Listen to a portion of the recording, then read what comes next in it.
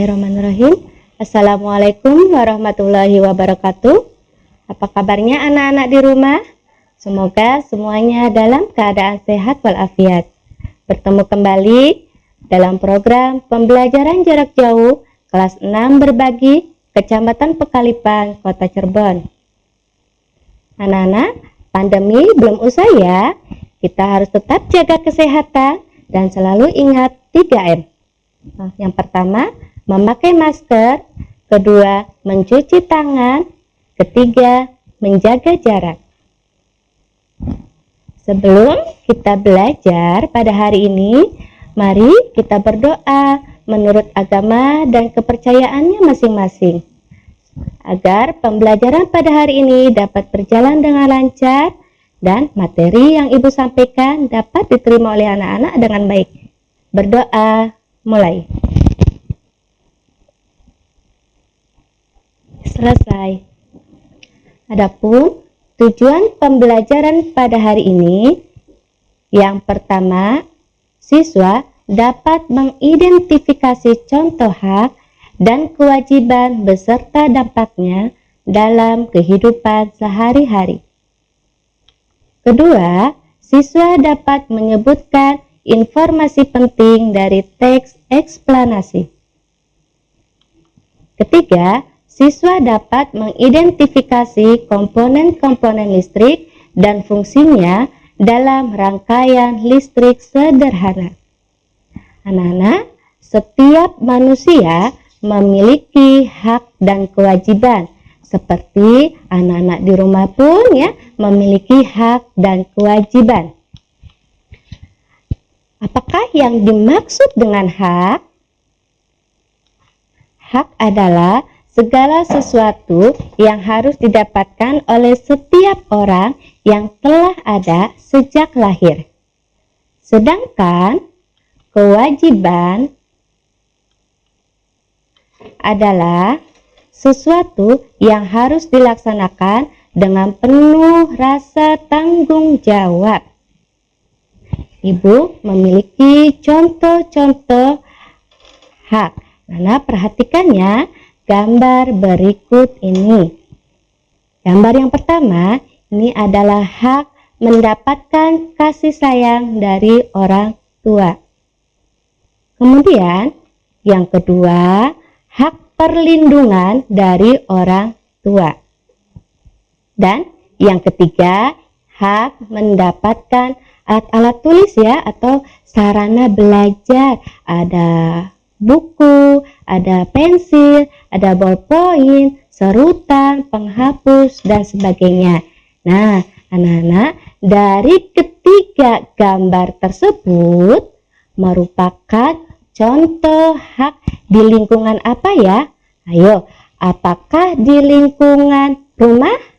Apakah di lingkungan masyarakat? Atau di lingkungan sekolah? Anak-anak bisa jawab melalui chat ya. Yo, Ibu ulangi sekali lagi ya. Dari ketiga gambar tersebut, termasuk contoh hak, apakah di lingkungan rumah, apakah di lingkungan sekolah, atau di lingkungan masyarakat? Yo, anak-anak yang bisa silakan jawab di kolom komentar. Ayo, sudah adakah yang sudah mulai menjawab?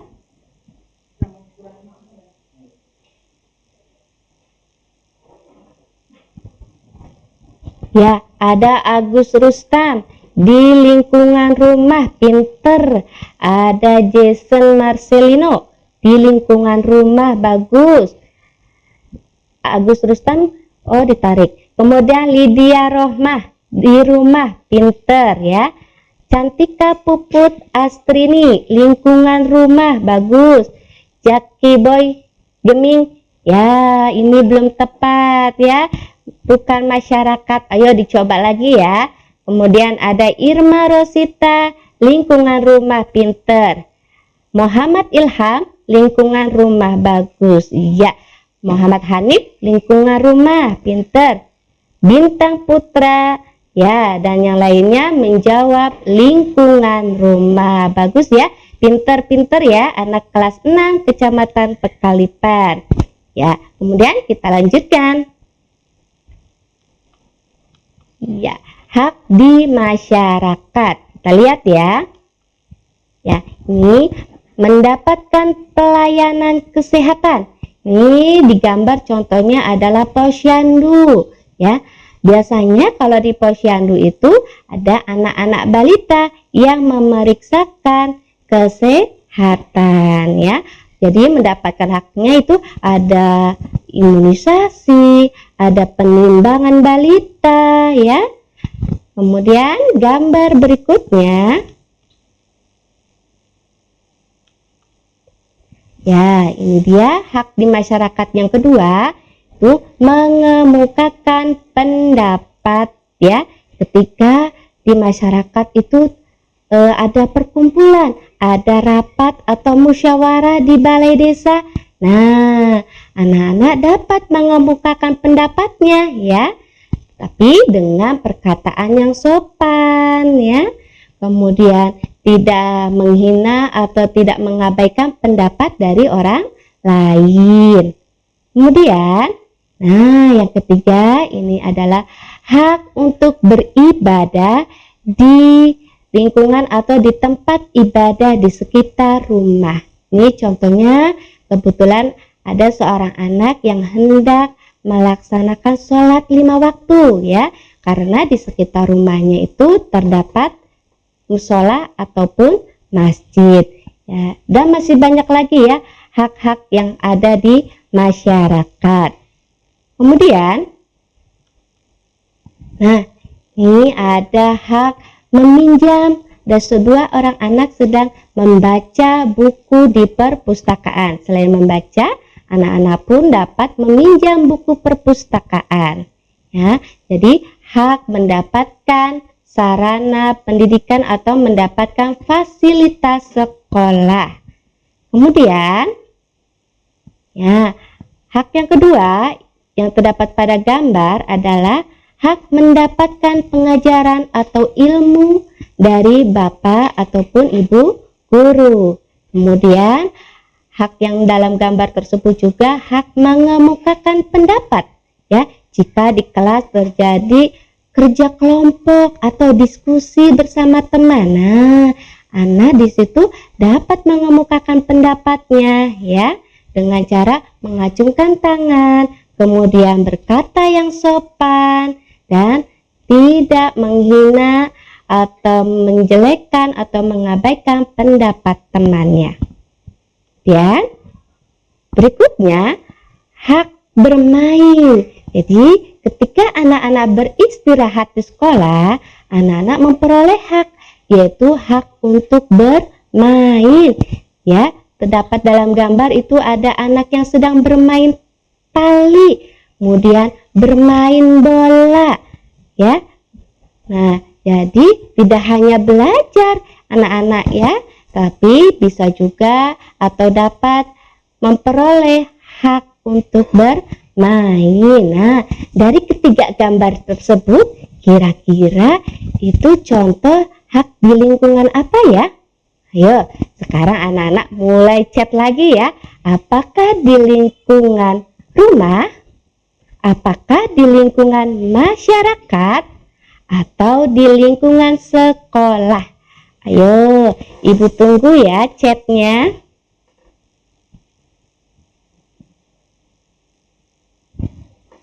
Ya, ada Usman Sahrul Barokah, yaitu sekolah pintar. Dewan Idaro, BT, sekolah pintar. Kemudian Cantika Puput Astrini di lingkungan sekolah, ya bagus ya. Kemudian Sadiah, dia sekolah pintar. Ayu PJ, sekolah. Ya, kemudian Vanessa Cirebon, sekolah. Linggar Queen di sekolah, iya pinter ya. Yang lainnya telah menjawab di lingkungan sekolah.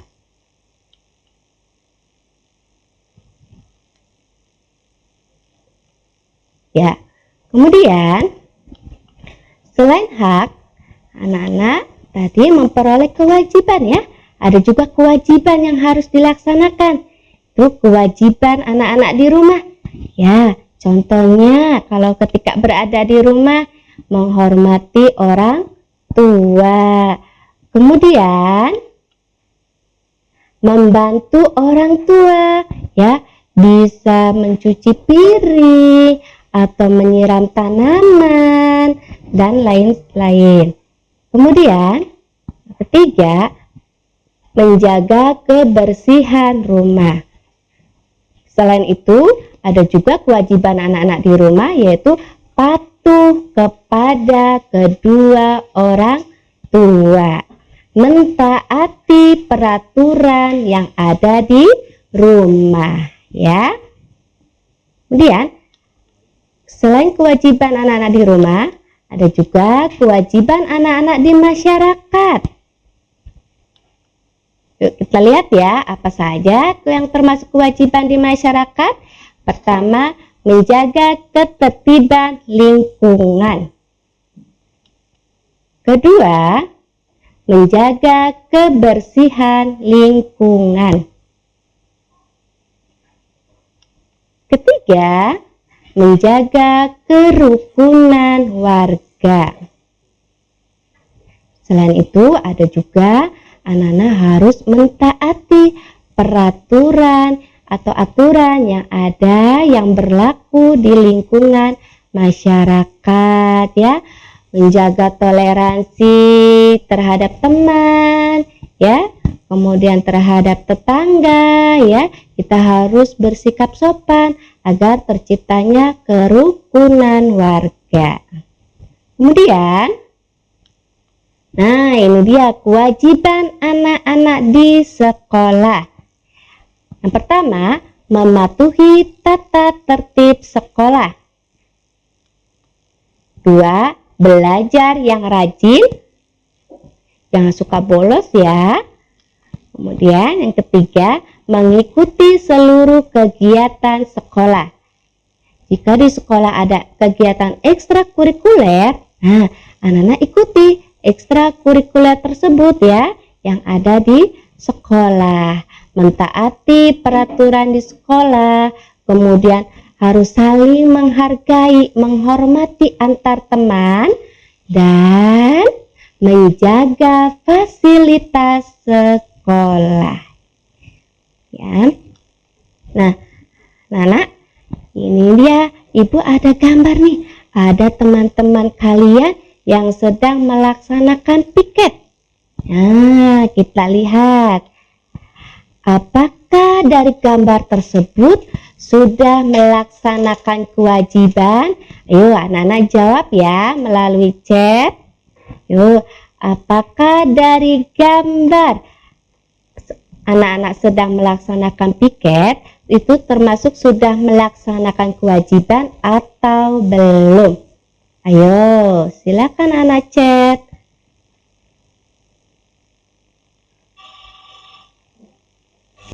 Jeki Ramadan sudah, kemudian Usman Sahrul Barokah sudah, Muhammad Ilham sudah, Vivi Jamid sudah, Cantika Puput Asrini sudah Bu, pinter ya. Kemudian Alif Alvaro, iya sudah, bagus. Hairul Azam sudah, Lydia Rohmah sudah ya. Dan yang lain pun sampai bawah, Fadilah Al Akbar sudah, iya pinter ya. Jawabannya adalah, kita lihat sama-sama apakah sudah melaksanakan kewajiban.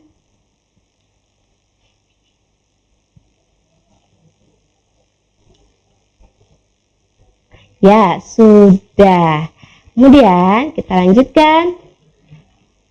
Apa dampak dari melaksanakan kewajiban tersebut? Nah, dari melaksanakan piket, apakah dampaknya ya? Ayo, ada yang tahu apakah dampak dari melaksanakan kewajiban melaksanakan piket di sekolah? Kira-kira ada yang tahu? Silakan anak-anak jawab melalui chat. Apa ya dampaknya? Kelas menjadi bersih ya, Dewan Idaro BT, pinter. Kemudian ada lagi Alif Alvaro, kelas menjadi bersih. Iya, bagus. Zabriel Gibran Ahmad, bersih. Iya. TV Jamet, kelas jadi bersih. Oke. Kemudian Cantika Puput, kelasnya akan bersih, Bu. Ya, bagus. Ana Uswatun Hasanah, kelas menjadi bersih. Iya. Apa itu? Kinzai, kelas menjadi bersih dan tidak kotor. Iya. Ya, kelas menjadi bersih. Kita lihat. Ya, kelas menjadi bersih ya. Sehingga kita belajar di kelas itu nyaman ya. Tidak ada apa itu digigit nyamuk ya. Jadi kita bisa belajar dengan tenang, aman dan tertib. Kemudian terciptanya kerukunan antar teman ya. Kita lanjutkan ke gambar berikutnya. Ini ada seorang anak lelaki yang membuang sampah di sungai. Yo, dari gambar tersebut, anak-anak, apakah sudah melaksanakan kewajiban? Ayo, sudah melaksanakan kewajiban atau belum ya gambar yang ini? Silakan anak-anak chat kembali.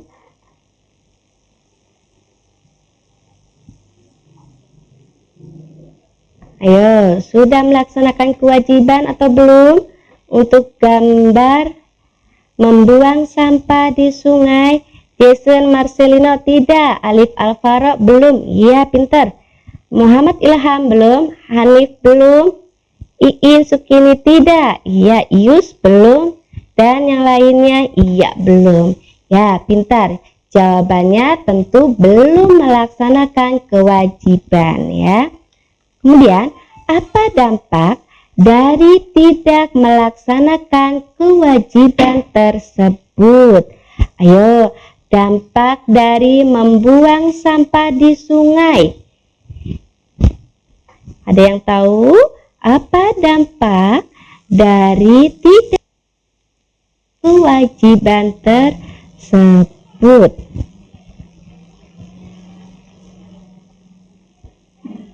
Ya, tadi iya, Jason Marcelino banjir, Bu. Ius banjir, Ahmad Habib banjir, akan menyebabkan banjir.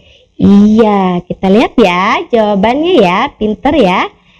Lingkungan pertama, lingkungan menjadi kotor atau polusi ya, menyebabkan bau yang tidak sedap.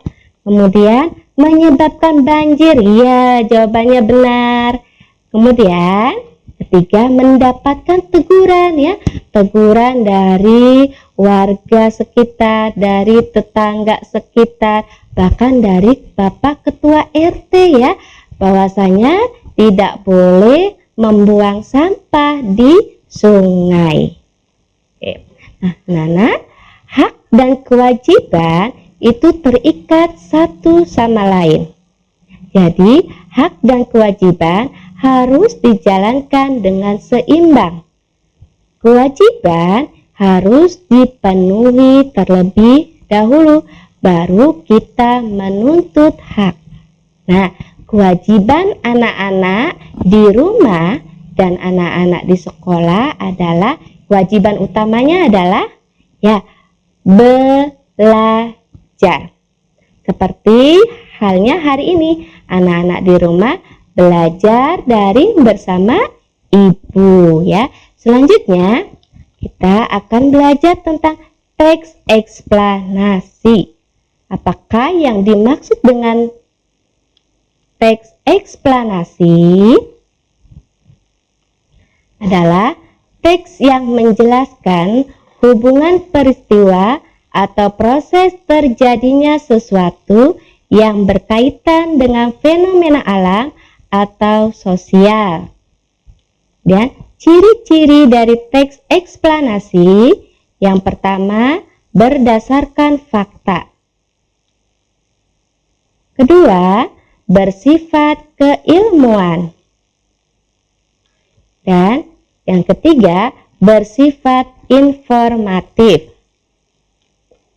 Bagian atau struktur dari teks eksplanasi yang pertama adalah pernyataan umum, berisi informasi singkat tentang apa yang akan diinformasikan. Kemudian, deretan penjelas, berisi urutan uraian atau penjelasan tentang proses dari peristiwa yang terjadi dan dijelaskan secara bertahap. Dan ketiga, yaitu penutup, kesimpulan yang berisi interpretasi atau pendapat singkat penulis tentang topik yang dijelaskan. Pada hari ini, teks eksplanasinya yaitu tentang listrik. Listrik mengubah wajah dunia.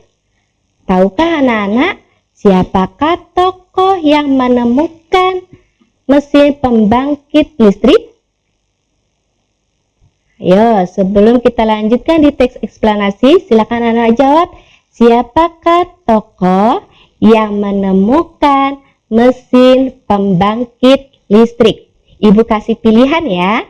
Ada James Watt, ada Thomas Alva Edison, ada Michael Faraday. Ayo, 3 saja pilihannya. Anak-anak pilih ya. Ibu ulang ya. Apakah James Watt, apakah Thomas Alva Edison, atau Michael Faraday?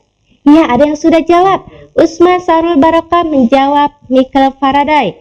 Kemudian, Peter ya. Jason Marcelino, Thomas Alva Edison. Ayo, belum tepat. Kemudian Jeki Ramadan ada yang jawab PLN. PLN itu bukan penemu listrik ya. Kemudian Muhammad Ilham, Michael Faraday. Agus Rutan, Michael Faraday. Ya, jawabannya adalah Michael Faraday. Kita lihat ya teks eksplanasinya. Nah, itu dia wajah dari Michael Faraday. Kita lihat ya, listrik pengubah wajah dunia. Listrik telah membawa banyak perubahan dalam kehidupan masyarakat di dunia. Michael Faraday adalah tokoh penemu arus listrik. Faraday lahir pada tahun 1791 di Newington, Inggris. Ia berhasil dari keluarga miskin dan hanya sebentar merasakan pendidikan di sekolah. Dengan perjuangan keras dan semangat pantang menyerah, ia akhirnya berhasil membuat alat sederhana pertama yang dapat menghasilkan gelombang elektromagnetik.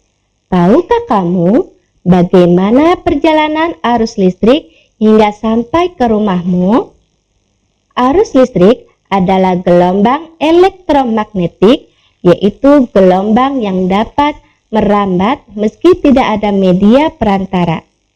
Gelombang elektromagnetik terbentuk dari hasil perubahan medan magnet dan medan listrik yang terjadi terus-menerus.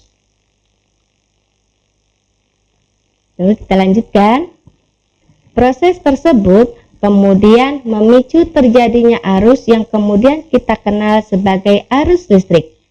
Arus listrik dihasilkan oleh generator raksasa pada pusat pembangkit listrik. Arus listrik tersebut disalurkan melalui jaringan listrik tegangan tinggi berupa jaringan kabel pada menara-menara tinggi yang menuju ke gardu-gardu penerima di berbagai daerah. Dari gardu-gardu penerima, arus listrik kemudian disalurkan ke rumah penduduk dan berbagai tempat yang memerlukan. Arus listrik yang diterima di rumah kemudian disalurkan melalui rangkaian kabel listrik di dalam rumah.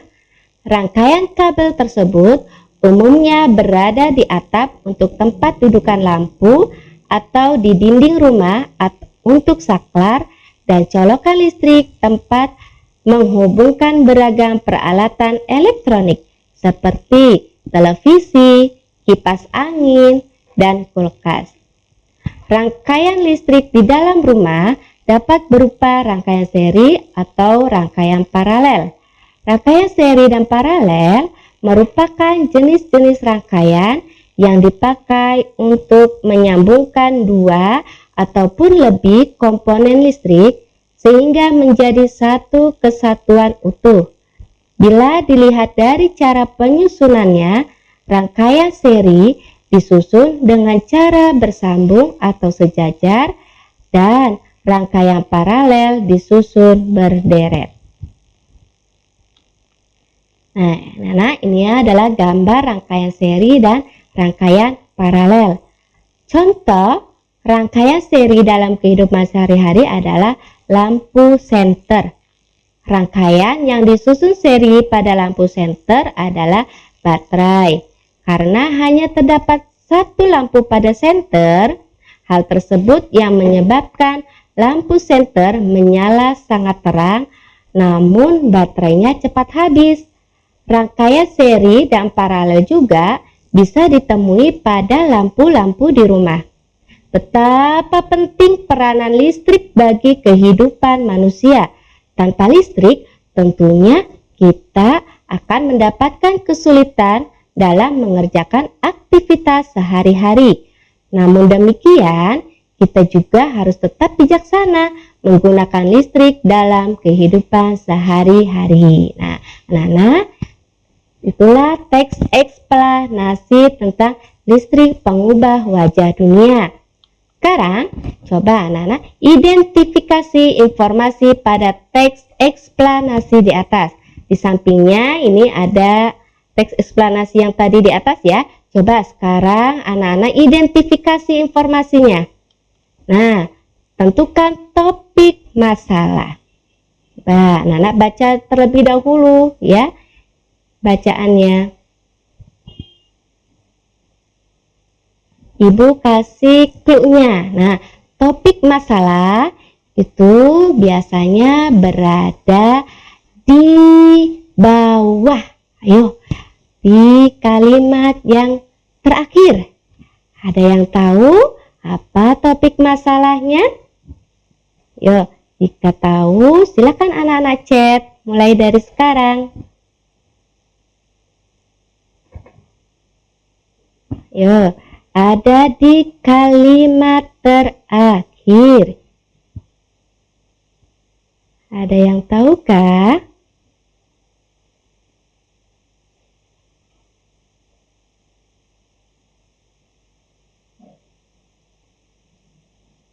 Ayo, siapa saja yang tahu? Mangga chat di kolom komentar. Jason Marcelino, perjalanan arus listrik. Ya, bagus. Ada lagi selain Jason? Tiara Kasih Herawati, arus listrik. Ya, belum tepat nih. Lydia Rohmah nggak tahu. Ya, biar tahu, makanya kita belajar. Hairul Azam, arus listrik. Siapa Amelia Putri, proses aliran listrik sampai rumah bagus. Indi Feriska, perjalanan arus listrik. Cantika, arus listrik. Ya, belum tepat, dikit lagi. Muhammad Ilham, perjalanan arus listrik. Ya, pinter. Zeki Ramadan, perjalanan arus listrik. Ya, kita lihat ya jawabannya. Topik masalahnya apa ya? Ya, sabar ya. Ya, ini dia topik masalah yang disampaikan oleh penulis, yaitu tentang perjalanan arus listrik hingga sampai ke rumah. Ya, tadi ada yang jawabannya benar ya, pinter, anak kelas 6 Kecamatan Pekalipan. Ya, selain topik,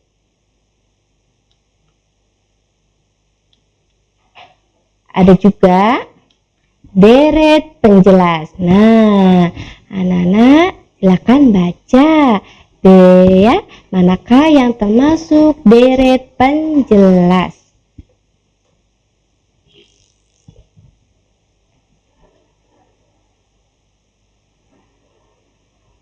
Sudah dibaca? Ya, ayo tentukan manakah yang termasuk deret penjelas. Satu aja. Yuk,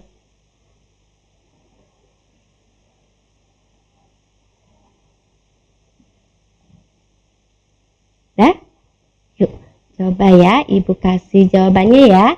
Kita lihat apakah deret penjelasnya.